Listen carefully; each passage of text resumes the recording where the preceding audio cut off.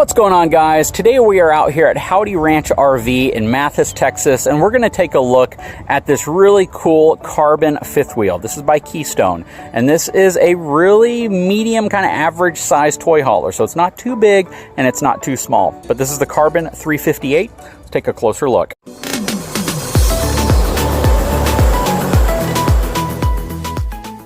All right, first of all, starting from the front, you can see that this has some LED lighting. They're not currently turned on, but they're right in this area on the nose cap. This utilizes the LCI Trail Air Rotaflex pin box. Has that rubber bushing right here, and this rotates, provides some dampening and reduces chucking or movement from the fifth wheel transferred to the truck. Let's take a look at the numbers on this unit. So this has a gross vehicle weight rating of 17,000 pounds. The unloaded weight is 12,940 pounds. This rides on 7,000 pound axles, and it has a cargo capacity of 4,000 pounds. This also rides on 16-inch F-rated tires. So not G-rated. I would have preferred a G-rated tire on this specific unit. You can see from the side that this relatively small slide is a cable-driven slide. Not really worried about it until you start putting it on much larger, longer slides that it could potentially become an issue. Up front, it's also a cable-driven slide. Again, a small wardrobe slide, so that's not that big of an issue. Taking a look outside, you have dual battery trays here. That's something that's kind of interesting when you compare this to some of the Raptor models, which are also made by Keystone. They'll put a third tray down there, so you can have up to 3 batteries. This does have the level-up hydraulic landing gear system right there, the auto-leveling system, and there's your controls inside of here. This is going to be your wet bay. So it's kind of a dedicated door just for the wet bay. You notice there's no basement storage on this side. And it's really nice and cleanly laid out. Nice slam latch there. Back of your water heater, back of your furnace.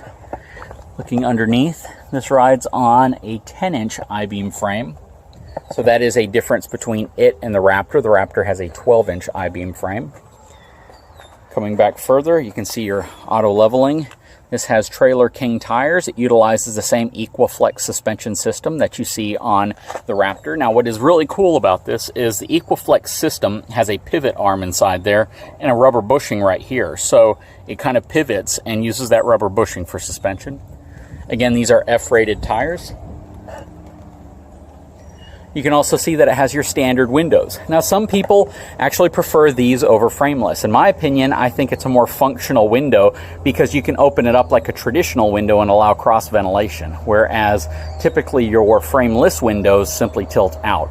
This is going to be your fueling area back here, so you can carry fuel for whatever toys you might have with you. Coming around to the back, here is your back garage door. This swings down. You can also see that it has an awning above it with some nice LED lighting. All the lights back here are LED. It is wired for a Furrion wireless backup camera. Coming around here is your back lower cross ventilation vent. You have another one on the other side, on the inside up top, and that's just to ventilate any air that might accumulate in here from your toys if they're gas-powered toys.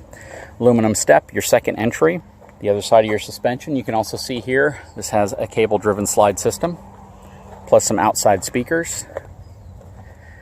Over here is your basement storage, but it is locked, so I can't get into that right now. You have your hydraulic system here, which controls your hydraulic landing gear.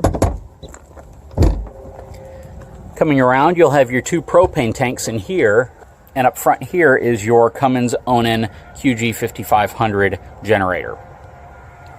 So, you do have a generator on this model. A lot of these toy haulers come equipped with generators, and the Cummins Onan is just about the best generator you can put in one of these. Okay, let's take a look inside of this Carbon 358. Just like I mentioned on some other units, I like the fact that they've kind of shifted to these higher end style door pulls. Coming up the aluminum steps. And real quick, before we hop inside this, I know a lot of people are moving to the flip down solid step system.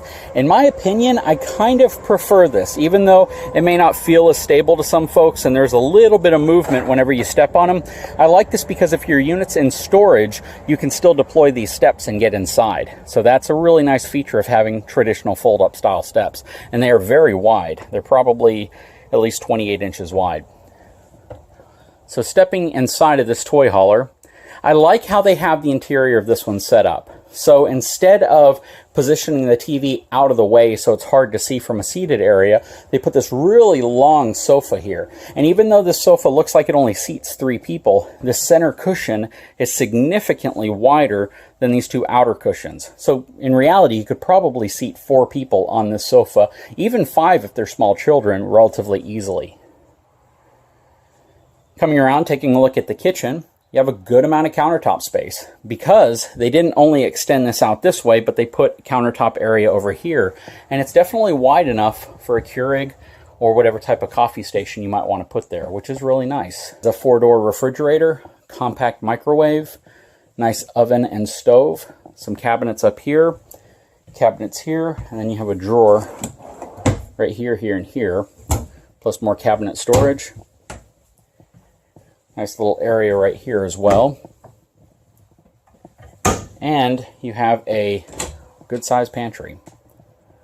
So the pantry shelves are probably 5 inches deep, and it gives you a good space to put, you know, your spices or anything extra you might need to put there. Plus, they give you storage over the TV and over the pantry, as well as more storage beneath it and little pockets here. Looks to be a 55-inch TV. And you have a loft up top here as well, which is something that you see in a lot of toy haulers. Stepping back into the very dark garage, this has a very long garage. So this is a 13-foot garage. It's a very good sized garage. You have your washer and dryer connections here. You have a half bath right here. So it's a good size half bath actually. You have plenty of space in front of the toilet. You have some countertop space there, as well as a sink.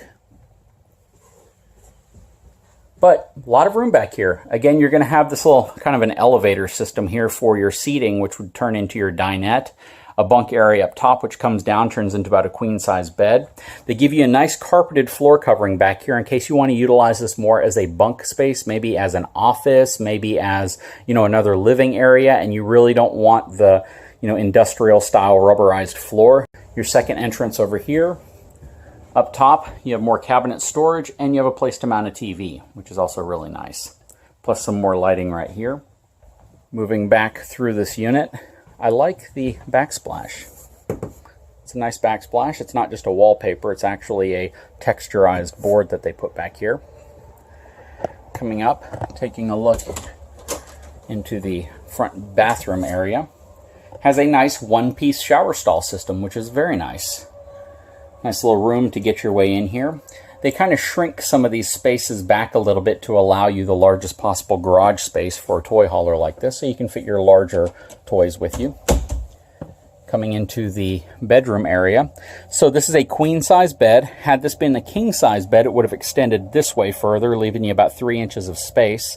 The reason why it would extend this way and not evenly is because you have a wardrobe slide here that has to come in, and to give you any wardrobe space at all, the bed has to kind of be spaced off that wall. However, it is a very nice interior.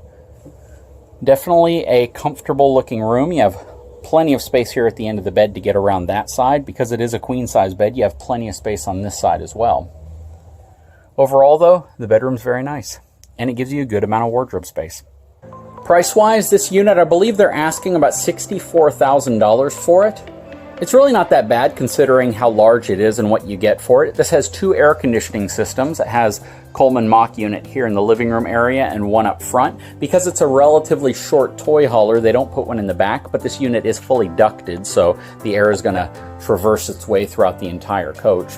Plus, you have a lot of windows here. Right now all the blinds are down, but these are some huge windows. And again, this sofa, even though it looks like it's just a 3-person sofa, it's actually significantly bigger than that, and the center seat even reclines by pulling up on this handle. So it's not just a recliner from this side and this side, all 3 of these recline. And again, this one could fit 2 children easily, maybe even 2 adults relatively easily. This is a very wide cushioned area right here. So it might look like your traditional sofa, but it is much longer. Anyways, guys, I sure hope you enjoyed this video. If you haven't had a chance, please take a moment, subscribe to my channel, give me a thumbs up, and we'll talk to you again very soon.